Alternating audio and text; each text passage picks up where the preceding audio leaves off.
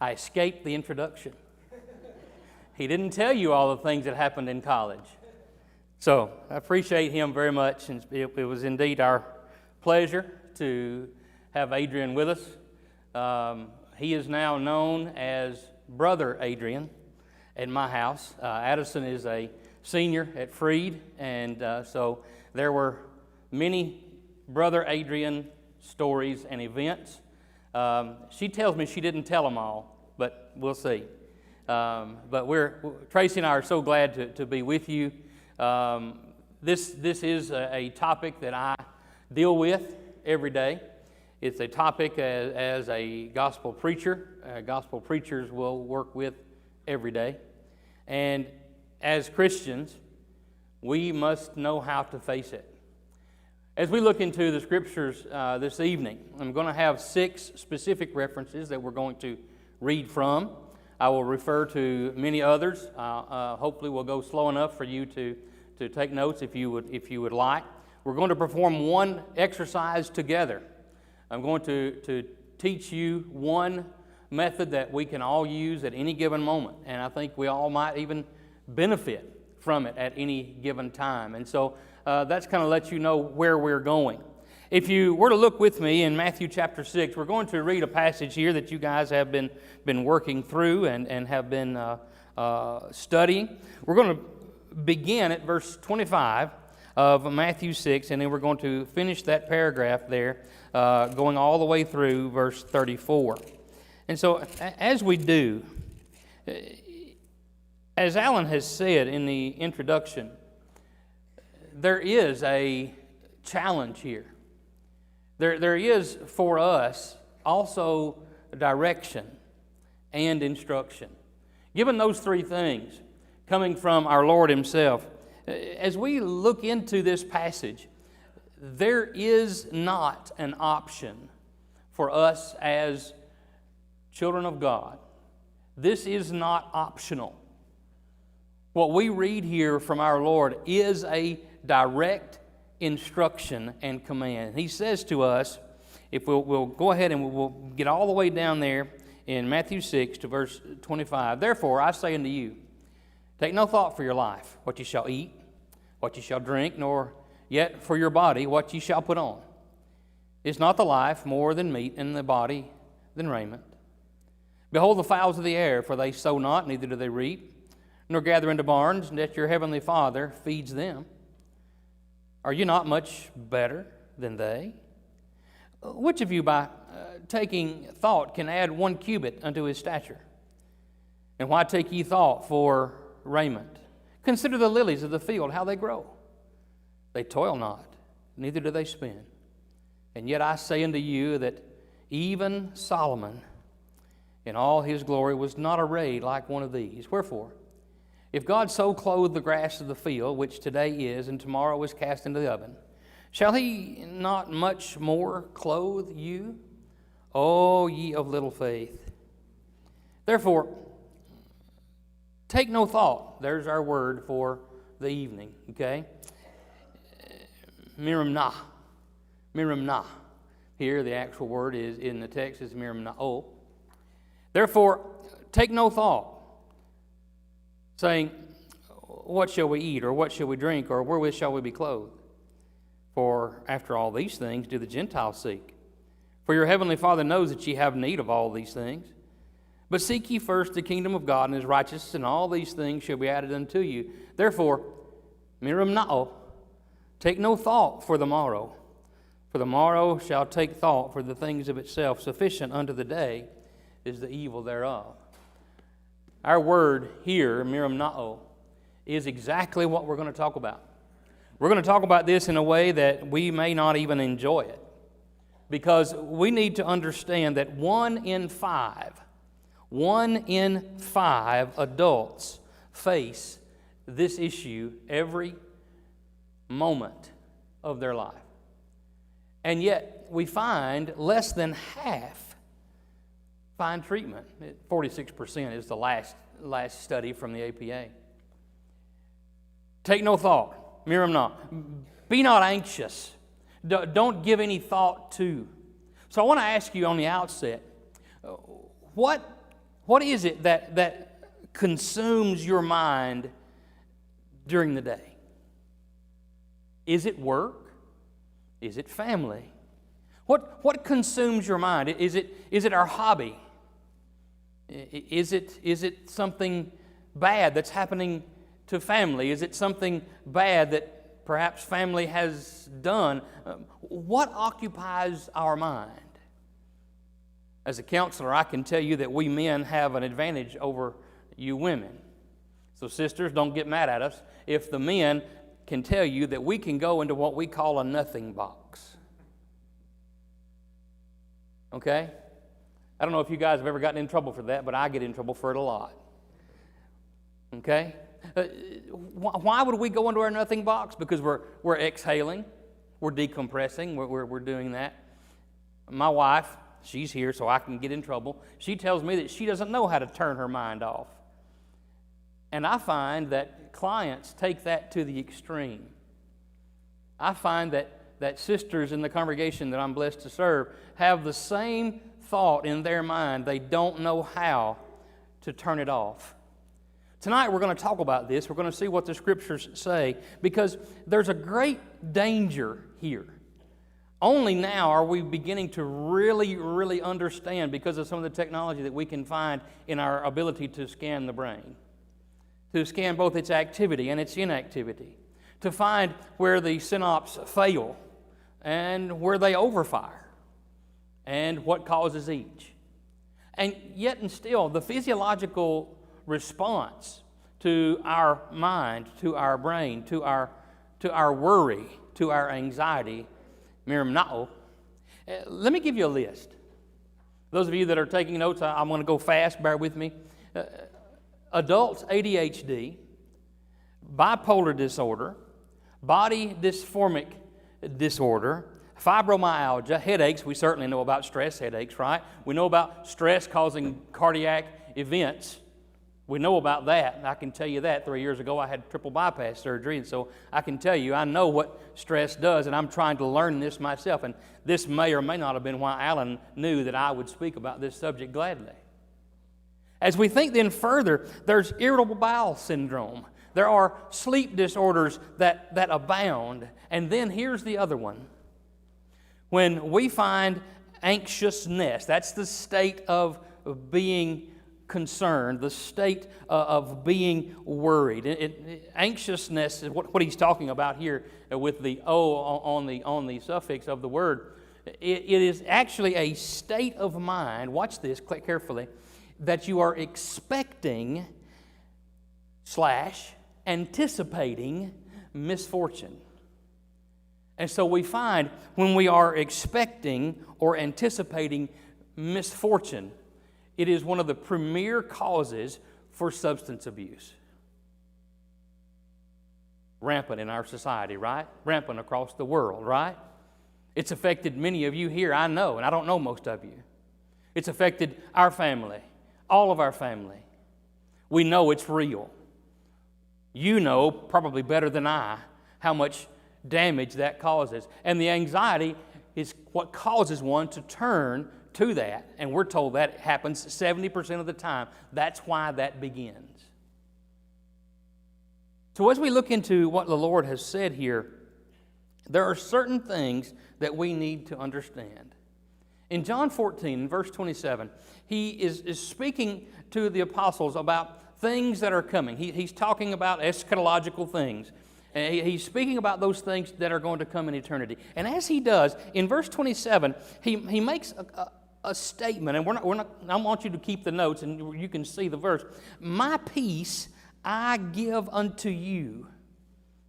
And then he closes out that statement and says the same phrase he uses to start the chapter, the 14th chapter, and he says, let not your heart be troubled. But then he closes it and says, neither let it be afraid. I want you to let that one sink in a minute.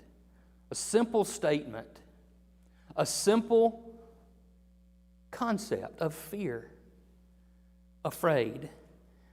Are we going to get into that? Absolutely. Because that's what anxiety and worry are. We use fancy words to cover up fear. Fear is a primary, it's the first emotion you can feel. Love, joy, self-preservation, and fear. So you can feel that. You can feel that first. And then we allow it, yes, I said allow, we allow that to turn into worry and anxiety. We allow the fear within us to take over. Now, as we proceed through this, how do we know this is beginning? How do we know this is beginning to affect our physiological being?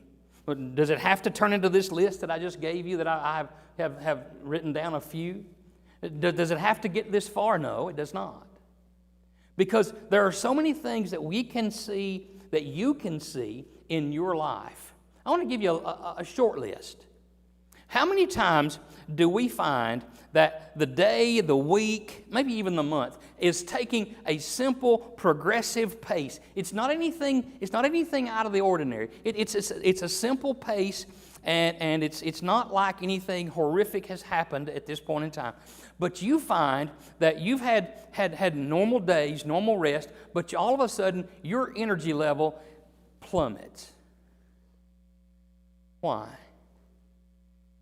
Is it because all of a sudden, instead of laying bricks, you lay a whole pallet of bricks, you lay 2 pallets of bricks in a day? No. You see my illustration is silly, but you see my point. Is it because our productivity has doubled? No. All of a sudden, we find a loss of energy. What's taking all of that excess energy from us? Our brain, our mind, and who we are. That's why we look at this word. That's why we define this word better. Miram na'am is a way that we need to understand that it is giving thought to. You with me on that? All right, think about that. Worry and anxiety are when I have things that are in my brain or in my mind every day that I am simply so locked in on that it is all that I have on my mind. It's all I'm thinking about. Now, are we talking about the times Alan and I were not in Brother Lipes' class of Bible seminar when he makes you feel about that tall? And he liked it. Don't let him tell you any different. He liked it, didn't he? Sister knows. Yes, she knows. We were worried. It didn't matter. He still crushed us. But we learned, right? We grew. And it didn't kill us, brother. It didn't kill us. But that's not what we're talking about. That's study and preparation. And we learned how to do that. We learned how to do that better. We learned how to be prepared. So we're not talking about normal everyday actions. We're not talking about normal everyday preparation. We're talking about your mind running rampant, wide open, unchecked. And all of a sudden, we're giving thought to these things, and it becomes a cycle. It becomes a cycle. So it's not just a loss of energy, but then there's a loss of time. Anybody here find that all of a sudden a day or a week that you find productivity hits the bottom? Raise your hand if you've ever felt that. Let's see it. Okay. All right. Good. I'm not the only one in the boat. Okay. I'm not in the boat by myself. That's good. All right. And we don't know why. We find then that we also have a loss of focus. No, I'm not talking brain fog. Sometimes we wake up and things are just not right. We didn't sleep well or what have you. But all of a sudden, we can't perform as we're supposed to perform. It's because our mind is running on its own, unchecked by us, who we're the owners of our mind, and we can control that.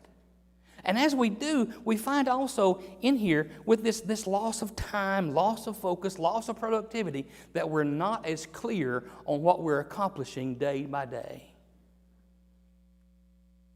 Do we need any more convincing that it's a problem? Do we need any more convincing knowing that Jesus spoke this to us? Did he do that just to hear himself talk? Did the Spirit inspire the recording of his statements just because he didn't have anything else to write? No. I'm being a little bit sarcastic here, right? Yeah. But I'm doing so because this becomes an issue in the way that we don't like it.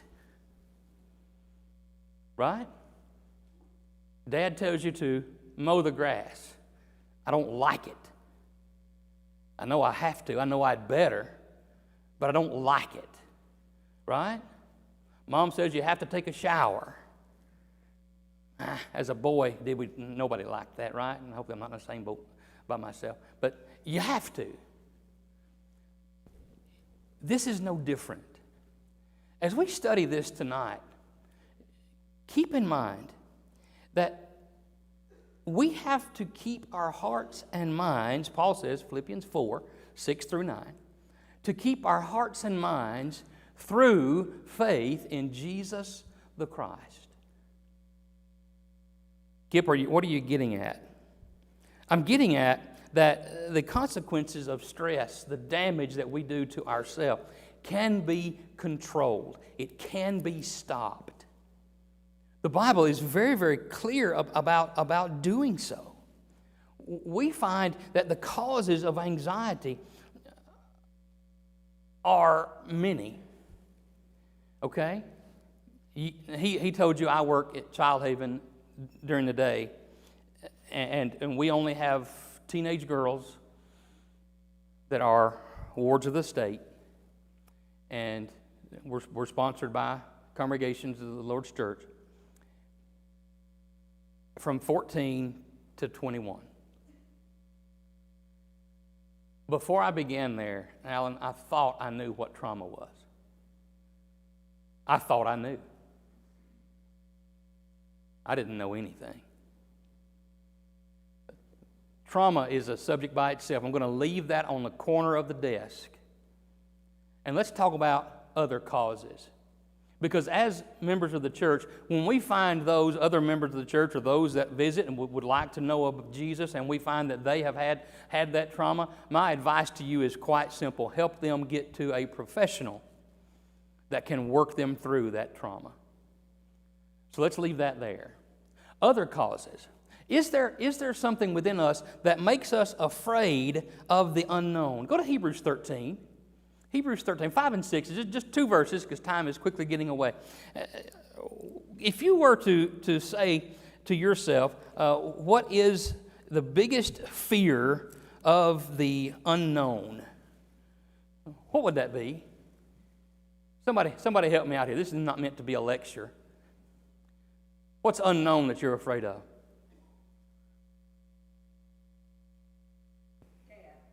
Death.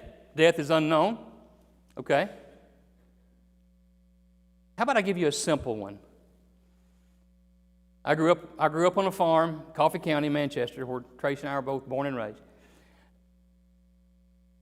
Taking care of cattle, that was normal.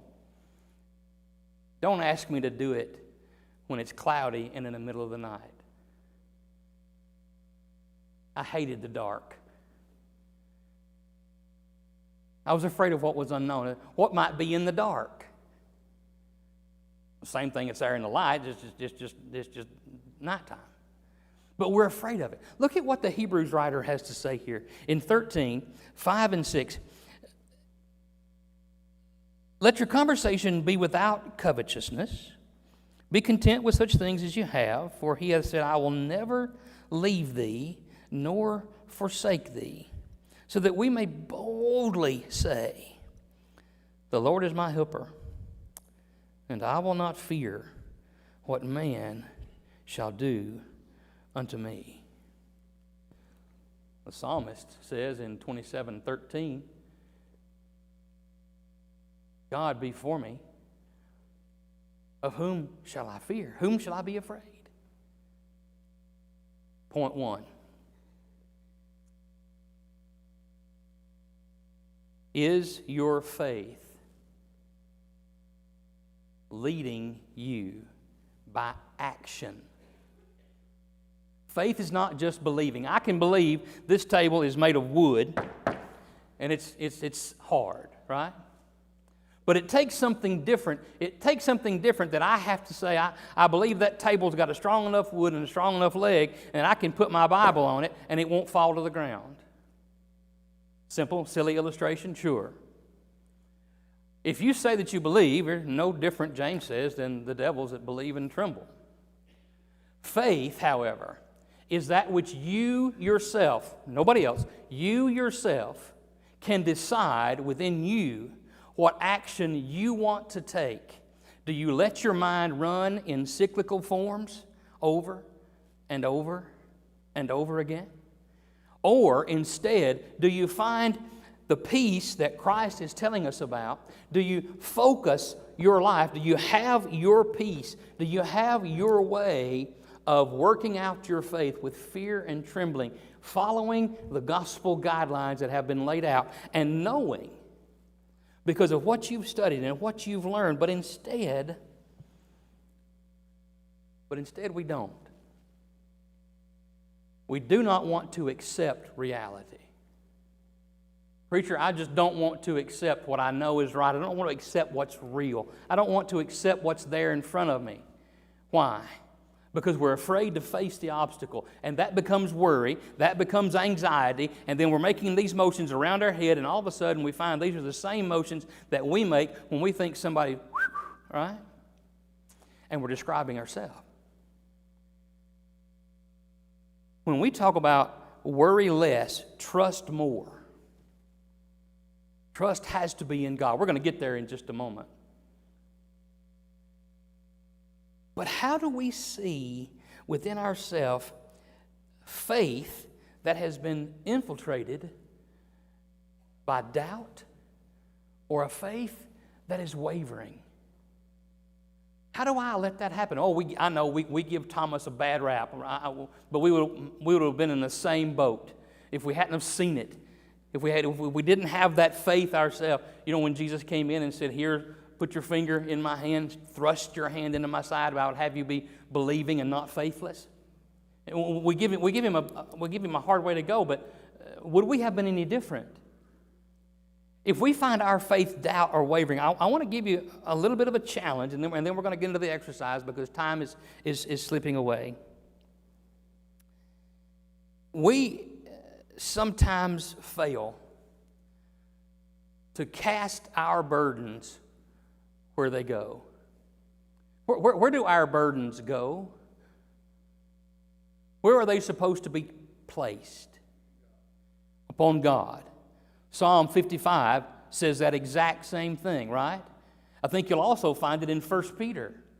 And as you do, there's something interesting in chapter 5 of 1 Peter and verse 7 because he uses our word. He uses the same word that Jesus used. Maybe it's not our word. Maybe it's Jesus' word. Maybe it's a word that he knows his children need to hear. Cast your care. It's translated as care. Miramname is the actual word in that specific passage. Miramna being the root word. Cast your anxiety. Let's be specific. Cast your worry upon him. Raise of hands. How many of you taught your children to pray of a night time before they would go to bed? Pick them up high. Be proud. All right. Now, whether we use that prayer that was so good in teaching us and it's so easy for our children to learn, "Now I lay me down to sleep," or as they graduated, as they graduated from something more, whether it's age 5 or age 8 or age 20, they graduate from that into a different prayer. And we find that we have to teach. Parents, pay attention. We have to teach how to cast miramname, cast our care, cast our anxiety, cast our worry upon God. And Peter, he completes the sentence because he cares for you. We have to teach them how to do that. How do we teach that? We live it. We are their examples. We cast our care on him. Father, you have it. Lord, you take it. It's too big for me. I'm weak. I have to put it in your hands. I have no control over it anyway. I'll see you in the morning.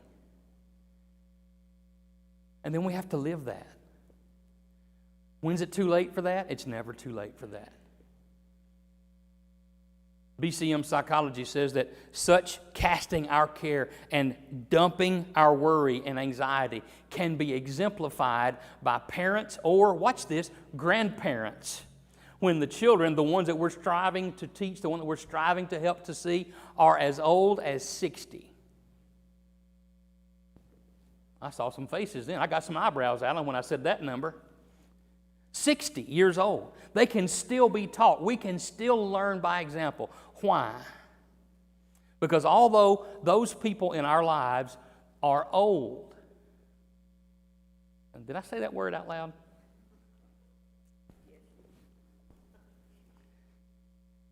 You know, Mama's 71. She had knee surgery last week. And I messed up by saying I thought she was too old for that. Yeah, I got in trouble. We can still teach it together as Christians. We can still teach it together as brothers and sisters. We can even teach that by anybody that looks up to us and sees us as someone that is their mentor. You can teach this. And if you're on the other side and you need to learn this, we're going to get into that here in just a minute. We're going to get into understanding what it means to realize our own value. It was 25 years ago, a mean old man taught me values. Yeah, he's sitting over there somewhere. What is your value? What is your value? What makes you valuable? Do you have any value over here? What makes you so? As Christians, I can say this to you very, very plainly. Those of you that are watching online, as Christians, we should know this. Angels in heaven rejoice over one soul that repents. But even more impressive than that, the Son of God died for your soul. Value. What you see in your own value and how you fail yourself to understand the promises that God will give, and God will not fail. Romans 8, 31 and 32. Our time is failing, so we're not going to turn over there. So I want to give you a tool. I said I was going to give you a tool. There are coping skills that we as psychological professionals, counselors, what are the slang we want to use? I'm not sure what slang that we're called by now, but there are certain coping mechanisms, right? And no, I'm not talking about binge eating. That's a bad coping skill. So let's learn some good coping skills. Let's learn a few. We find then that in coping, we need to look at 3, 3, 3. If you get into a moment and you're having an anxious moment, some like to say it's a panic attack. It's probably not, but it could be that. You need to think, give me 3 things you see. I want to show you how simple and how easy this is right now, okay? I got section 1, 2, 3, and 4. Give me something you see. I don't care who it is. Computer. Something you see. What? People? Something you see. A teacher. Something you see. Tissue box or headphones. Okay. All right. iPad. I got you. All right. Good. You ready? Something you hear. You started first. Something you hear. Me? My loud mouth? What do you hear?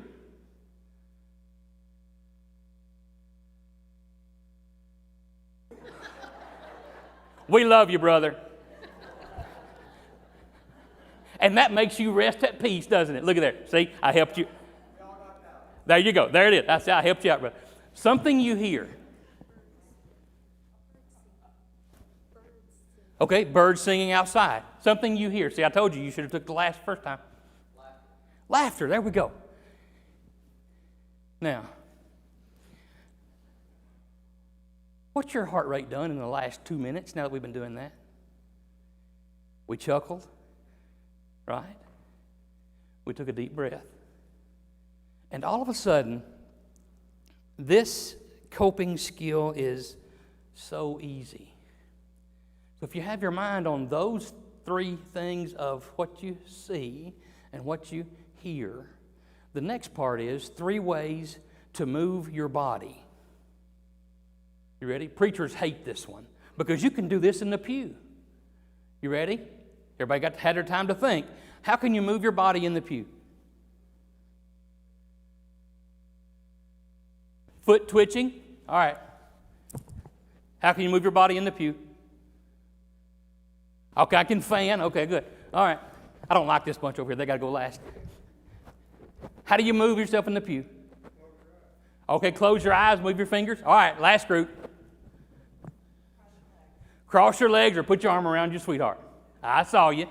All right, good. Now, fun things, simple things. Now let's go more serious. I've got 3 minutes, so I'm going to really need your help. We have physical movement, any exercise, art, music, drawing. We have socialization. We have coloring. More of my clients than I can say, all of mine are, well, not all of them, 99%, right, Adrian, are members of the church, 99%. Adult coloring. Buy you a simple set. I have a simple color palette. Buy you a simple set of color pencils and you color. I used to smile at that. I don't smile at that no more because I know how real it is. Here's the toughest, and the one that you may like the best. All right, anybody, because we're short of time, if I ask you for you to come up with a place in your mind, a safe place in your mind, a place that gives you peace, where are you? Oh, okay. Who said that? All right. You're in trouble. You ready? This is called guided imagery. Okay? Everybody's going to help him. Do you mind them helping you? I know it's your picture, but we want to get them to help you. Okay. Here's the catch. We want to use all of our senses. You can't just find a pretty picture in your mind. That works when you're 5. Not when you're 45, because there's more to it. I want you to have to take at least 10 breaths when you go through guided imagery. You ready?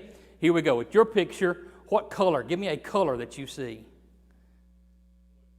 Blue. What's blue?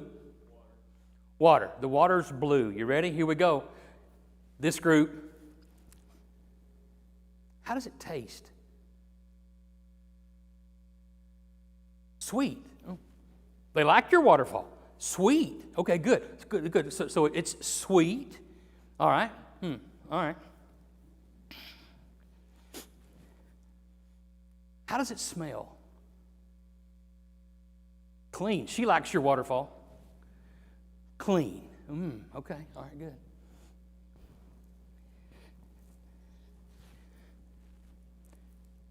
How does it feel? Ice cold? Nobody going to say wet? Okay. Is cold good with you, brother? Is that okay with you? All right. Okay, here we go. Here we go. Guided imagery is a picture that makes you think with all of your senses. Why is this important? Because this brings you back to right now. This brings you back to this present moment.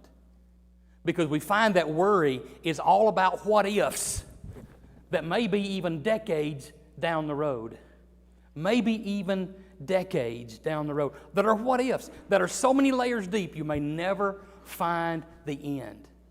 But they damage you where you are. Remember, guided imagery. One last passage while they're going to get the children. I want you to go all the way back to Lamentations 3. Lamentations 3. As you get there, you're going to say, Kip, why are you taking us to the Lamentations of Jeremiah? Why are you going back there when he's weeping and crying and it's awful? You're going to see. Go to Lamentations 3. I'll give you one more second to get there because time is quickly getting away. Go all the way down to 21. Here we go. This I recall to my mind. Therefore I have hope. It is of Jehovah's mercies that we are not consumed, because his compassion fail not. They are new every morning. Great is thy faithfulness. The Lord is my portion, saith my soul. Therefore I will hope in him. Jehovah is good unto them that wait for him, to the soul that seeks him. It is good that a man should both hope and quietly wait for the salvation of Jehovah. Therefore I will hope in him. I hope you're hearing the song, the steadfast love of the Lord never ceases. His mercies never come to an end. They're new every morning. Great is thy faithfulness. Therefore I will hope in him. Thank you for your attention. I appreciate you participating in all of my silliness. I hope that this is indeed a lesson that you can understand that there are, in these things we've learned, 36% of your symptoms decrease within 2 hours. If you go through these activities and you have these actions, within 8 weeks, the APA says that being an active, faithful child of God, within 8 weeks, your symptoms become completely bearable. I appreciate you thinking with me and hoping with me concerning anxiety.